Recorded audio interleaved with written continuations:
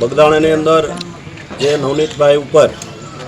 જે અમાનવીય જે વ્યવહાર થયો છે અને જેને ઢોર માર મારવામાં આવ્યો છે અને એના લખાવ્યા મુજબ જે નામ એફઆઈઆરમાં નથી આવ્યા, તો એ નામ જે એમને લખાવ્યા પ્રમાણે એના નામ એફઆઈઆરમાં દાખલ થાય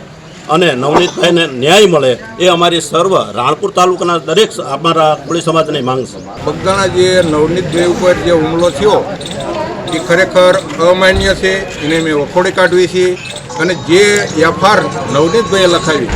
એમાં જે શંકાને આધારે જે માણસો છે એના નામ નથી આવ્યા અને એના નામ આવે અને યોગ્ય એની તપાસ થાય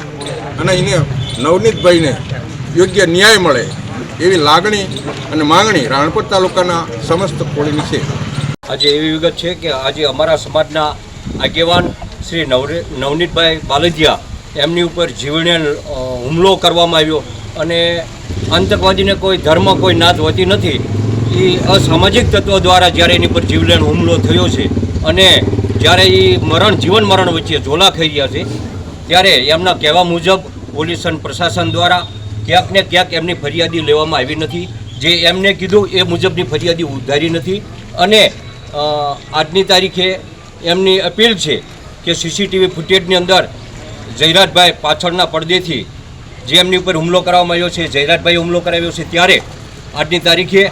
એમને કોઈ સીસીટીવી કેમેરા પસંદ એને કોઈ સીસીટીવી કેમેરા ચેક કરાવ્યા નથી અને એને હજુ સુધી કોઈ ન્યાય આપવામાં આવ્યો નથી. એ કહેવા મુજબ એની ફરિયાદી લેવામાં નથી આવી. ત્યારે અમારે રાણપુર તાલુકા તમામ કોળી ઠાકોર સમાજ દ્વારા અમે એમની સાથે છીએ. અમે લાગણી અને માગણી સાથે